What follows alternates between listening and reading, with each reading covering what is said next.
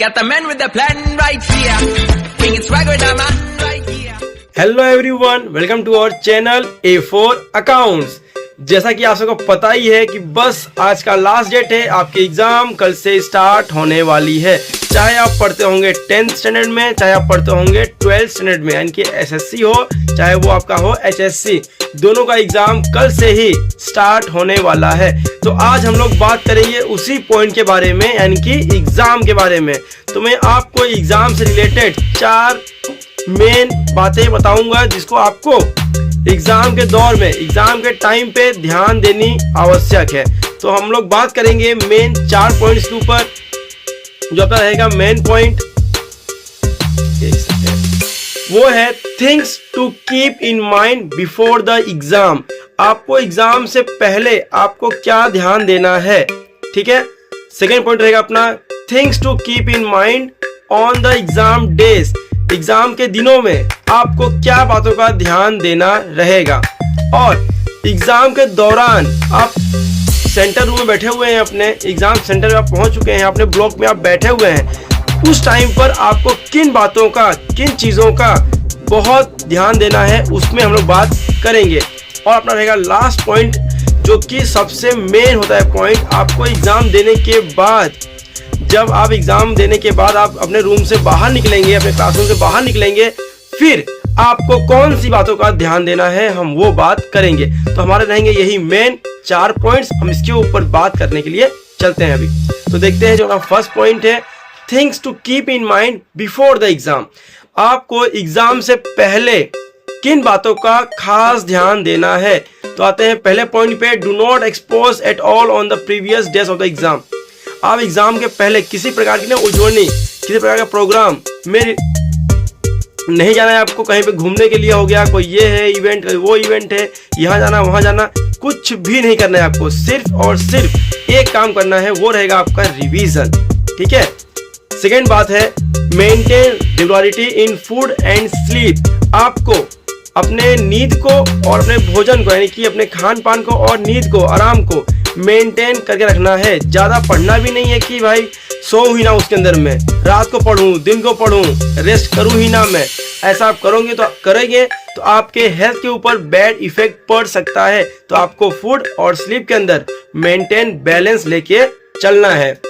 तीसरा पॉइंट आता है अपना ईट अ लाइट न्यूट्रियस डाइट। आपको जो खाना, अब आपको ना फूड लेना तो है, ये IMP है, बट फूड के अंदर क्या खाना है उन बातों का भी खास ध्यान देना है जो आपके लिए न्यूट्रियस हो, जो अपने बॉडी के लिए न्यूट्रियस फूड है उनका ही उपयोग करें खाने के लिए। फालतू यहाँ वहाँ पे कचरे बिल्कुल ना खाएं, वो आपको ध्यान देना रहेगा। नेक्स्ट है अवॉइड फीलिंग्स। कुछ ऐसी भावनाओं को त्यागना है जैसे कि फियर, डर। एग्जाम में क्या होगा, मेरा ये बाकी रह गया है, मेरा वो बाकी रह गया है, मेरी राइटिंग अच्छी नहीं है, कहीं मैं पॉइंट्स भूल गया। तो ऐसे जितने भी डर हैं उन सबको बाहर निकाल देना है और आपको पैनिक बिल्कुल भी नहीं होना है। एकदम काम, एकदम शांत रहना है, अपने दिमाग को एकदम शांत रखना है। एंगर, गुस्सा, वो तो बिल्कुल नहीं आनी चाहिए आपको बेटा। गुस्सा करोगे, जेलसी करोगे तो आप लोग टेंशन से ही आधा पढ़ा हुआ भूल जाओगे ऐसे ही। तो एकदम माइंड को काम रखना है। हाँ भाई मैं हैप्पी हूँ, खुश हूँ, आपको ऐसे ही रहना है। वरी, किसी प्रकार का टेंशन, डिप्रेशन नहीं लेना है आपको एग्जाम के दिनों में। जितना पढ़ा है आपने बहुत है, आपको अपने ऊपर फुल कॉन्फिडेंस रखना है। नेक्स्ट है स्टे अवे फ्रॉम रूमर्स, यानी कि अफवाहों से दूर रहो कि एग्जाम में बताए एग्जाम इस बार हार्ड आने वाली है। जैसे अभी एग्जाम हुई CBSE बोर्ड का, उसके अंदर फिजिक्स का पेपर बहुत टफ बना दिया गया था। कुछ सेट बहुत हार्ड थे और कुछ सेट नॉर्मल से थे, तो वो देखते हुए अपना पेपर भी हार्ड आएगा, अपना इजी आएगा। इन सब में ना पढ़िए, सिर्फ आपको करना है रिवीजन, करना है आपको अपनी पढ़ाई। इन सब से आपको दूर रहना है और साथ में ही स्टे फिजिकली और मेंटली हेल्थी। आपको फिजिकली बॉडी से भी एकदम हेल्थी रहना है और माइंड को भी हेल्थी रखना है। मतलब कि जो भी आप सोचेंगे सब कुछ ये पॉजिटिव में हो। किसी प्रकार का झूठा और नेगेटिव थिंकिंग लाना आपको बिल्कुल भी नहीं रहेगा। जो सोचते हो अच्छा सोचो, हाँ भाई पॉजिटिव मैं हूँ, मैंने पढ़ा हुआ है, मैं अपने काम भर का मार्क्स लाऊंगा और लिख के भी आऊँगा। जो मुझे आता है उसमें गलती तो नहीं करूँगा, हाँ जो नहीं आता है वो अलग बात है, उसको मैं लिख के आऊँगा बस। मतलब थोड़ा बहुत बना करके लिखूंगा, बट जो आता है उसमें गलती बिल्कुल नहीं होगी। ऐसा कॉन्फिडेंस लेके चलिए, किसी प्रकार का टेंशन में ना पड़ो। नेक्स्ट है keep your hard work and faith in God. आप लगातार अपने हार्ड वर्क को कंटिन्यू रखो। पढ़े थे अभी तक, पूरी साल पढ़ाई की आपने, तो एंडिंग मोमेंट है, अभी भी आप पढ़ोगे हार्ड वर्क से। आप बिल्कुल भी घबराओगे नहीं, भागोगे नहीं, डरोगे नहीं। आपको लगातार हार्ड वर्क करना है और आप जिसे मानते हैं, अपने इष्ट देव, अपने भगवान को, जिस पे आपकी श्रद्धा हो, आस्था हो, उन पे आपको विश्वास बना के चलना है कि भगवान बैठे हुए हैं, जो करेंगे अच्छा करेंगे, जो करेंगे सही करेंगे। अब आते हैं दूसरे पॉइंट के ऊपर, things to keep in mind on the exam days. जब आप, जिस दिन आपका एग्जाम है, उस टाइम पर आपको क्या ध्यान देना है।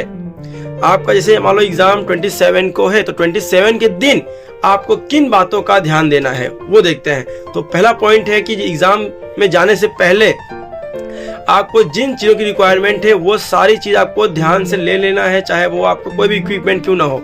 अगर रिसीट है, यानी आपका हो गया हॉल टिकट, वो नहीं भूलना है, आपको ध्यान से कैरी कर लेना है।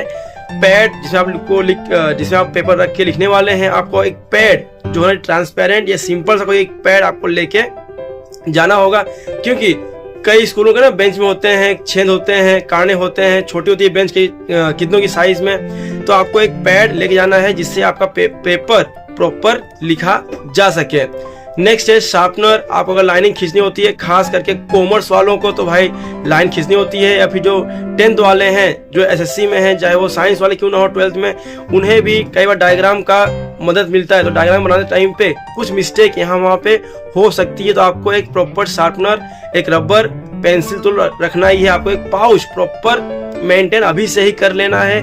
कल एग्जाम है तो हम कल कर लेंगे, बाद में हो जाएगा, ऐसा बिल्कुल भी डिले ना कीजिए। अभी से ही आप बैठिए और अपना पाउच मेंटेन कर दो। सारे रिक्वायरमेंट चीजें, पेन हो, पेंसिल हो, स्केल है, रबर है, जो भी है उसके अंदर, यानी कैल्सी आपकी है, राउंडर है, जो भी है उसको आप प्रॉपर से रख लो, अभी से ही उसको रेडी कर दो। Do not carry mobile and other electronic devices. अब आपको एग्जाम सेंटर के अंदर फोन गलती से भी लेके जाने का नहीं है, और किसी प्रकार का डिवाइस भी आपको यूज करने का नहीं है, चाहे आपका ब्लूटूथ हो, चाहे आपका स्मार्ट वॉच हो, कुछ भी है, जो भी चीजें इलेक्ट्रॉनिक है वो आपका एग्जाम सेंटर में अलाउड बिल्कुल भी नहीं है। तो ऐसी चीजों को आप ना ही लेके जाओ तो ही बढ़िया है। बाय चांस कि आपके घर से एग्जाम सेंटर की दूरी ज्यादा है, आपका सेंटर दूर है और आपको मोबाइल ले जाना ही पड़ेगा, तो आप मोबाइल लेके जाओ। बट स्कूल में जब स्कूल जाओ, जहाँ आपका सेंटर हो, वहाँ पर जो था एडमिन ऑफिस, वहाँ पे जा करके अपना फोन दे दो, वहाँ पे सबमिट करा दो। क्लासरूम में लेके आपको मोबाइल फोन एंटर होने का नहीं है। मोबाइल फोन हो, कोई डिवाइस क्यों ना हो, लेके जाना बिल्कुल भी नहीं है। एक एक बातों का आपको खास ध्यान देना है। नेक्स्ट है don't wear boots, gloves, just wear sandal और शूज। अरे भाई, आप एग्जाम देने जा रहे हो, आप वहाँ लिखने जा रहे हो, आप शादी में, बर्थडे पार्टी में, कहीं फंक्शन में नहीं जा रहे हो ना। मानता हूँ कि ये त्योहार बहुत बड़ा है एग्जाम का, ये भी एक टाइप का क्या है, त्योहार है, जिसको हम लोग जा रहे हैं मनाने के लिए। हम 3 घंटे यही त्योहार में मिले रहेंगे, इसी को प्यार से मनाएंगे। लेकिन फिर भी आपको ना इतने कपड़ों पे अपने ज्यादा ध्यान देने का नहीं है कि ये पहन लूं वो पहन लूं। सिंपल कहूंगा मैं बॉयज के लिए, एक ले लो टी शर्ट सिंपल सा जो हो कॉटन का, एक ले लो टी शर्ट, एक ले लो सिंपल पैंट को ले लो, या फिर ले लो अपना ट्रैक पैंट वो पहन लो, और स्लीपर पहन के एग्जाम में चले जाओ।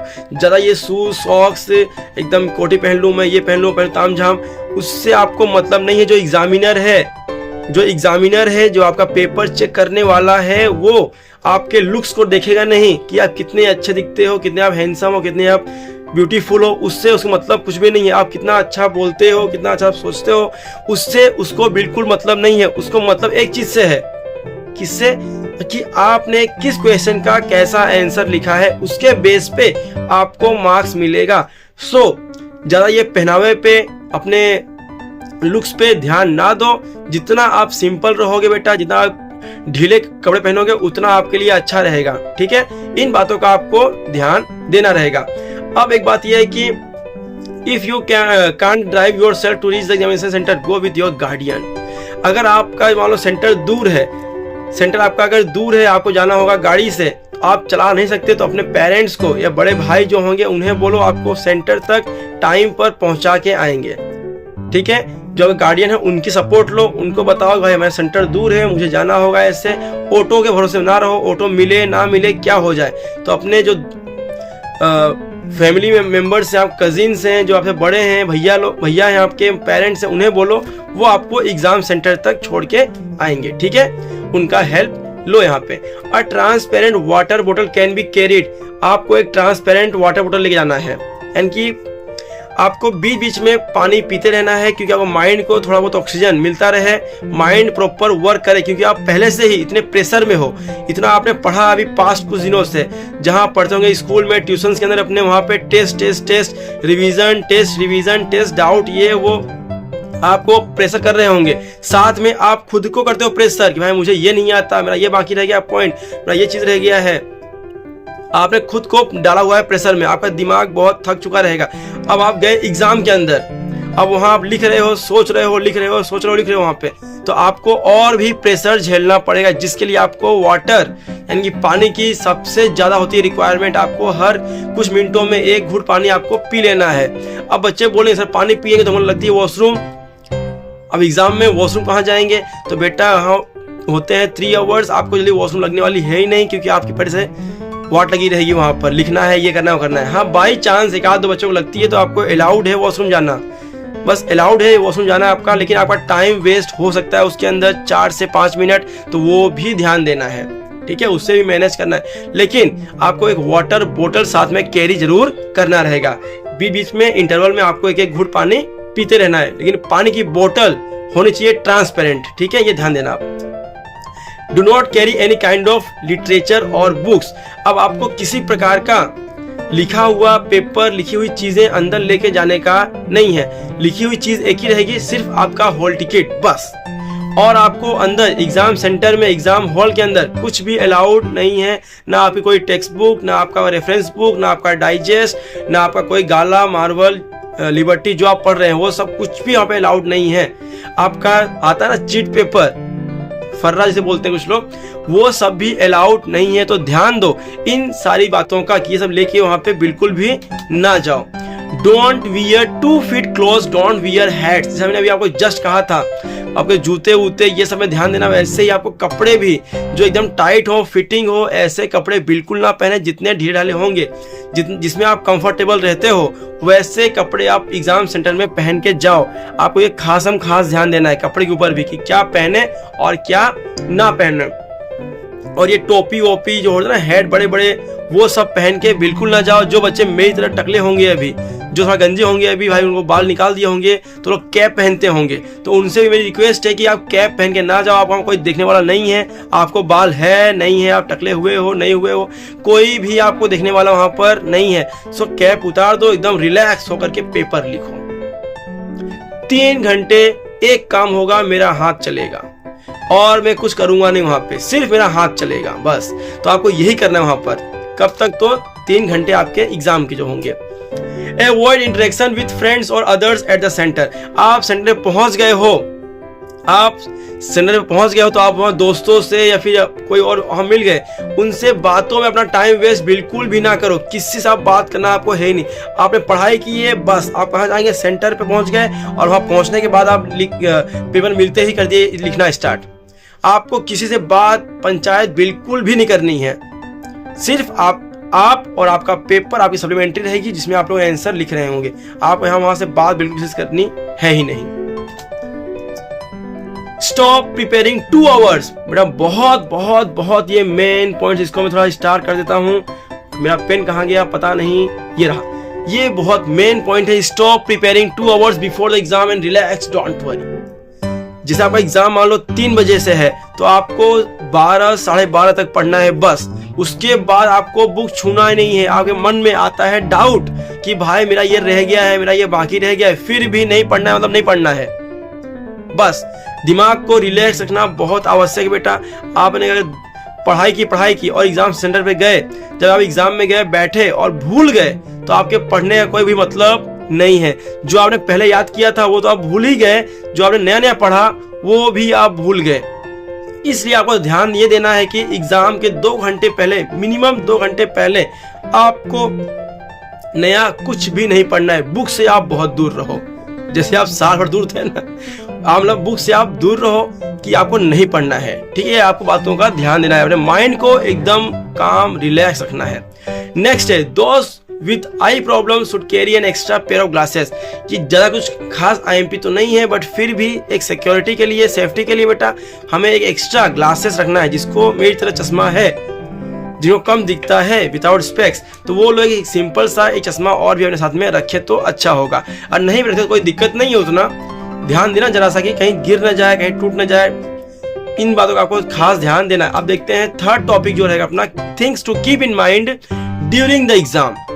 जब आपको पेपर मिल गया है, आप एग्जाम सेंटर में बैठ चुके हैं, आप लिखना स्टार्ट कर रहे हैं, उस टाइम पे आपको क्या बातों का ध्यान देना है बेटा? मेन पॉइंट्स तो यही है, यहीं पे तो बच्चों को ध्यान देना अति आवश्यक होता है।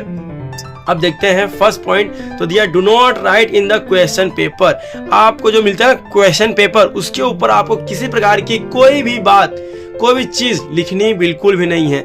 हाँ, आपको अगर 15 मिनट पहले पेपर मिल जाता है पढ़ने के लिए, रीडिंग करने के लिए, तो उस टाइम पर आप उसके ऊपर टिक मार दो, हाँ भाई ये इजी है, ये मुझे पहले करना है, ये बाद में, ये बाद में। आप प्लानिंग कर लिए वो चलेगा, बट उसके ऊपर लिखना उखना कुछ भी आपको नहीं है। खास कर आपका नेम या कोई आंसर, वो तो लिखना आपको बिल्कुल भी नहीं है। होता वैसे कुछ नहीं है, लेकिन फिर भी ध्यान देना है कि ना उस पर लिखो, आपको मिलती है सप्लीमेंट्री, उस पर लिखो ना। नेक्स्ट है, do not rough work only in the last page.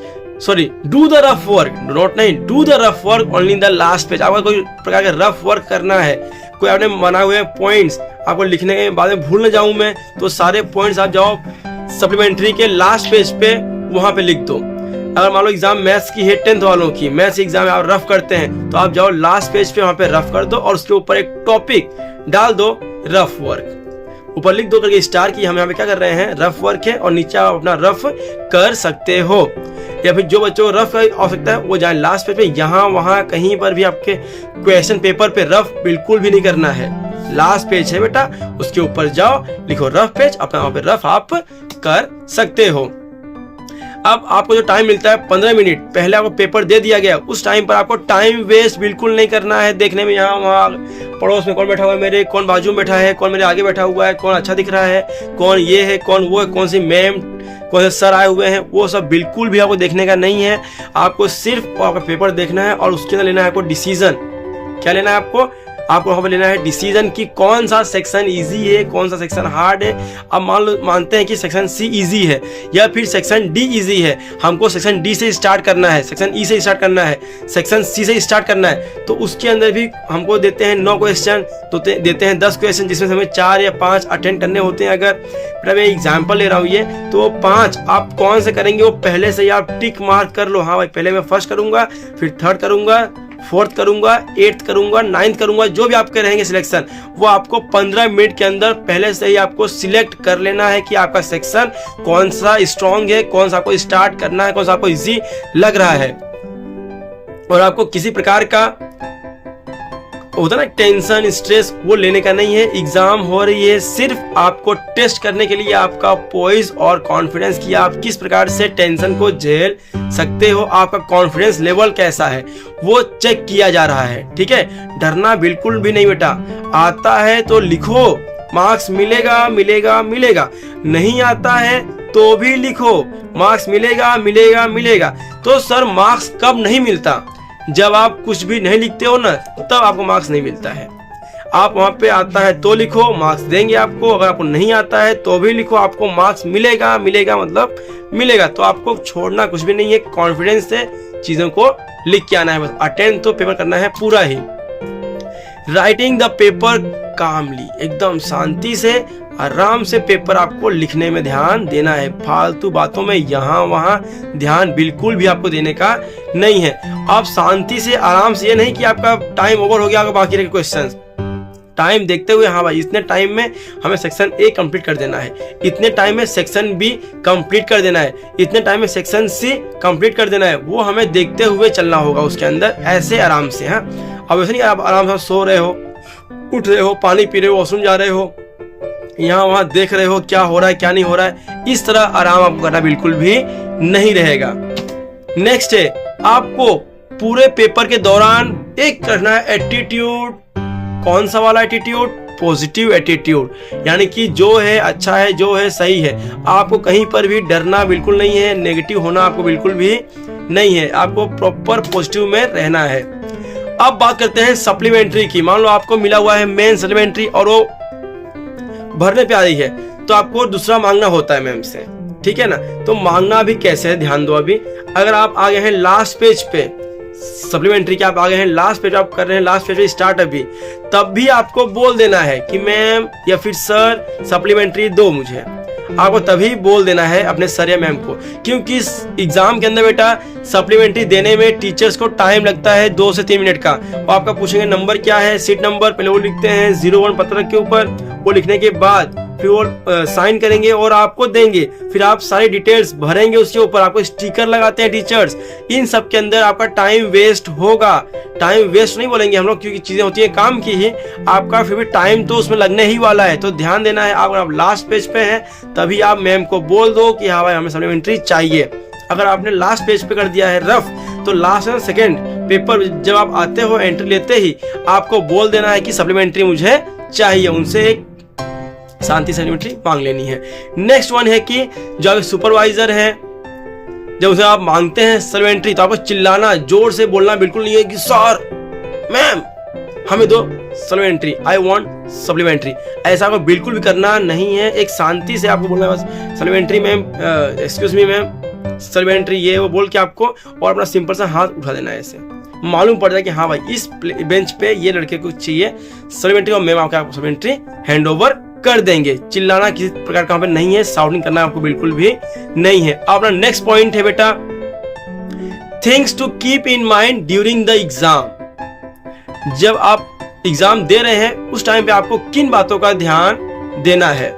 तो सबसे पहले ये रहेगा कि जब आप एग्जाम में बैठे हुए हैं तो आपका बारकोड स्टिकर जब लगा रहे हैं आपके टीचर्स, आपके इन्विजिलेटर, आपको ध्यान देना है कि यहाँ वहां ना लग जाए। वो तो ध्यान देंगे ही, फिर भी आप उनको दे दो, किसी प्रकार का जल्दबाजी ना करो, उन्हें अपने हिसाब से लगाने दे दो।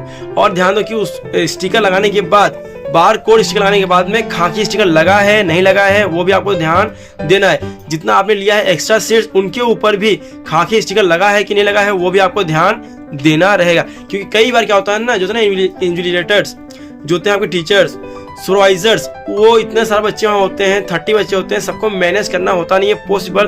कहीं वो गलती से यहाँ भूल गए और आपने भी ध्यान नहीं दिया तो आपसे मिस्टेक वहाँ पर हो सकती है। तो फिर आपको ध्यान देना है अपने आप से भी एक बार कि हाँ भाई मेरा जो जो रिक्वायरमेंट्स है फुलफिल हुई कि नहीं हुई। बारकोड स्टिकर, सुपरवाइजर की सिग्नेचर, मेन सप्लीमेंट्री का नंबर में लिखा कि नहीं लिखा और खाकी स्टिकर लगा है कि नहीं लगा है, इन बातों का आपको ध्यान देख के चलना है। अगर बाकी रह गया तो अपने टीचर से बोलो कि हाँ भाई ये चीजें रिक्वायरमेंट है और आपको टीचर उसको फुलफिल करेंगे। Before writing the answer to any question, read and understand the question properly. जो मैं हर बार बच्चों को क्लास में बोलता हूँ, किसी भी क्वेश्चन का आंसर देने से पहले क्वेश्चन को ध्यान से रीड करना होता है और समझना होता है कि क्या लिखा हुआ है इसके अंदर, और समझो कि क्या चाहता है बोलना, कितने मार्क्स का है, कितने पॉइंट, कितना लाइन्स लिखने हैं, वो देख करके ही आप स्टार्ट करो। बेवजह ऐसे एकदम स्पीड में जाने का नहीं है, जल्दी नहीं है। आपको मिलते हैं 3 घंटे, और 3 घंटे कम नहीं होते हैं। आपको टाइम दे रहे हैं उतना ही जितना आपका एग्जाम में रिक्वायरमेंट है। और आप टाइम वेस्ट करते हो तो आपको टाइम कम पड़ेगा, ये पक्की बात है। अगर टाइम वेस्ट कर दिए तो गलती फिर आपकी होगी। तो आपको टाइम वेस्ट बिल्कुल भी नहीं करना है, टाइम को प्रॉपर करना है यूटिलाइज, ठीक है। अब during the examination, if there is a discussion between the supervisor or the squad men around us, we should not pay attention on it. Our focus should be on our papers. अब मान लो कि हम यहाँ exam दे रहे हैं, वहाँ पे जो हमारा सुपरवाइजर है वो और स्क्वाड के कोई मेंबर हैं, वो अपने में कोई डिस्कस कर रहे हैं, कुछ बातें कर रहे हैं, तो उनके बातों पे ध्यान नहीं देना है। इन शॉर्ट हमें पंचायत बिल्कुल वहाँ पे नहीं करनी है, उनके बातों पे ध्यान नहीं देना है, हमें अपना पेपर लिखने में ध्यान देना है। यहाँ वहाँ अपने ध्यान को मूव करना बिल्कुल भी नहीं है।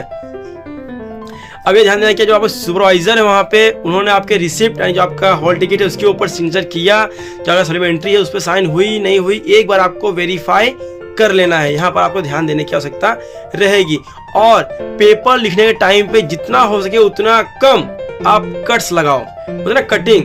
आपने लिख दिया, फिर कोई स्पेलिंग मिस्टेक हुआ, कोई वापस वर्ड नहीं आना चाहिए था, हमने वो वर्ड वहाँ पे लिख दिया हुआ है, गलती से कोई वर्ड दूसरा आ गया है, स्पेलिंग मिस्टेक है तो हम कट करते हैं। तो भाई कट ना हो, ध्यान दो। अगर गलती हुई भी है तो कट करना है। तो आपको एक सिंपल सा एक ऐसी लाइन खींच देनी है, और पेंसिल से एक सिंपल एक लाइन आपको खींच देना है। गुचुर पुचुर करना को बिल्कुल भी नहीं है, एक सिंपल लाइन मार दो, हाँ भाई गलती हुई है, और उसके नया दूसरा वर्ड आगे लिख देना होता है। गलतियां होती हैं, इंसान बेटा आप लोग भी हो तो गलती हो सकती है, बट गलती हुई है उसको अब गलती को एकदम अपराध ना कर दो, सिंपल एक कट मारो और आगे बढ़ जाओ, बट ध्यान दो गलती ना हो पहले तो, ठीक है। Even if the paper looks very easy don't get to excited.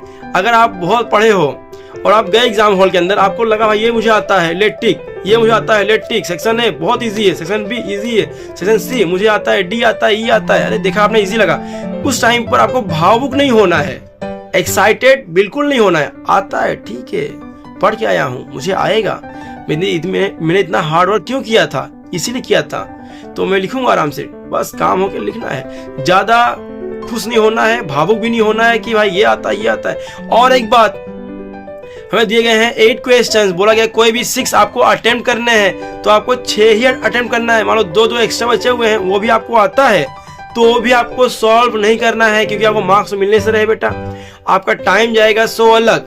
भावुक नहीं होना देखिए कि मुझे ये भी आता है, ये भी आता है, ये भी आता है, सब करूंगा मैं, वो बिल्कुल भी लाना अपने अंदर नहीं है। हाँ, जितना पूछा गया है उतना लिखूंगा, आता है ये अच्छी बात है, मैं पढ़ के आया हूँ, मैं स्मार्ट हूँ, आगे बढ़ जाना है। Do not talk in the exam hall. पता है आप वहां बात किसी से करना बिल्कुल भी नहीं है, थर्ड फोर्थ ऐसा हमें बिल्कुल भी करना नहीं है, किसी से पूछना बेटा नहीं है। अगर आप पूछते भी हो, कोई आपको देख लिया, अब टीचर थे आपको पकड़ लिए, तो उनको सॉरी बोल देना है और उनसे करना है प्रॉमिस कि नेक्स्ट टाइम में कुछ करूंगा, ऐसा बिल्कुल नहीं, आपको वो छोड़ देंगे। बट ऐसा करना ही क्यों है, इतना हमने पढ़ाई क्यों किया है, ये सब करने के लिए क्या? तो हमें शांति से अपना पेपर लिखना है, बातचीत करना बिल्कुल भी नहीं है। अगर कोई प्रॉब्लम होती है एग्जाम हॉल के अंदर, आपको भाई कुछ लग रहा है नेगेटिव, यहाँ पे ये नहीं है वो नहीं है, तो आप अपने सुपरवाइजर से बताइए, वो आपके काम को मैनेज करेंगे, या वहाँ जो होंगे मैनेजर सेंटर के वो मैनेज करेंगे, या कोई जो गार्डियन है जब बाहर एग्जाम के बाद ये स्कूल में ये प्रॉब्लम हो रही थी, आप बात कीजिए तो बात करेंगे। बट ऐसा कुछ होता नहीं है। फिर एक पॉइंट था मैंने इसके अंदर एड ऑन कर दिया, कुछ स्कूलों में ऐसी दिक्कत आ सकती है।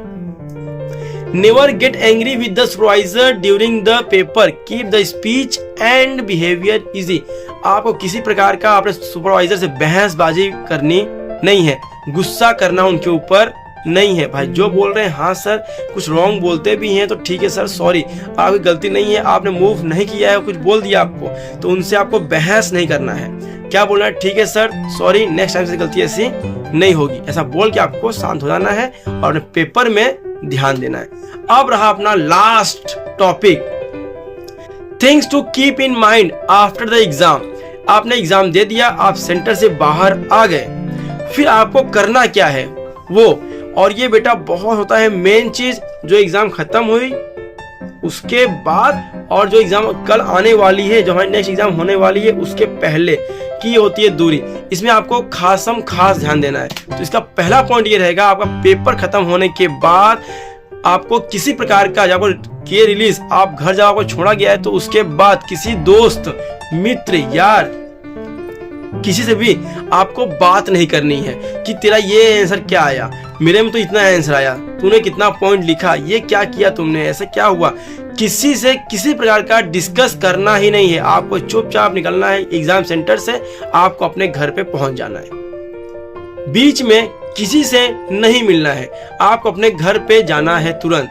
No matter how good paper, अगर पेपर अच्छा गया बेकार गया, इसके ऊपर आपको डिस्कस नहीं करना है, आपको टेंशन देने का नहीं। क्या अच्छा गया है तो खुश हो जाऊं मैं, बेकार गया तो मैं सैड हो जाऊं फीलिंग, ऐसा बिल्कुल करना हमें नहीं है। जो हुआ सो हुआ, ठीक है। अभी नेक्स्ट जो एग्जाम आने वाली है उसका क्या, अच्छा गया है तो आगे जो एग्जाम है उसको और भी अच्छा करना है, या थोड़ा बहुत बेकार गया है अपने एग्जाम, तो कल की एग्जाम ऐसी जाने दूंगा नहीं, उसके लिए आप पढ़ने पे लग जाओ, बातचीत तो टाइम वेस्ट बिल्कुल भी ना करो।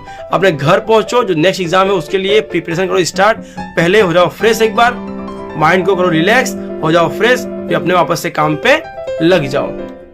नेक्स्ट है contact your subject teacher in case of any difficulty और कंफ्यूजन। जब आप पढ़ रहे हैं, आपको जो नेक्स्ट एग्जामिनेशन है, तो आप अपने टीचर्स जो आपके हैं सभी टीचर्स, उनसे आप डिस्कस कीजिए। आप बेवजह खुद से ही उसमें उलझे ना रहो ना। कुछ डाउट्स है अपने टीचर से मिलो, उनसे डाउट को कराओ सॉल्व। तो बस आज के लिए इतने टॉपिक्स थे। तो ये एग्जाम से है कुछ रिलेटेड टॉपिक्स, इनको खास ध्यान देना। गलती से भी गलती ना हो ऐसा ट्राई करो, बाकी गलतियां होंगी वो चलेगा, कोई इशू नहीं है, कोई ज़्यादा बड़ी बात नहीं होती है। अब मैं एंडिंग में यही कहूँगा कि आप लोग सारे पॉइंट्स को ध्यान से ध्यान देना, और एग्ज़ाम आ रही है एकदम माइंड को शांत रखो। जितना आपने पढ़ा है बहुत है, आपको अपने ऊपर ट्रस्ट रखना है, आपको अपने ऊपर कॉन्फिडेंस रखना है, और एग्ज़ाम को अच्छे से एकदम क्रैक करके आना है, फतेह करके आना है, एग्ज़ाम फोड़ के आना है। और मेरी तरफ से लास्ट में यही रहेगा, सबसे बड़ा वाला, अच्छा वाला, सुंदर सा बेस्ट ऑफ लक। सब फतेह करो।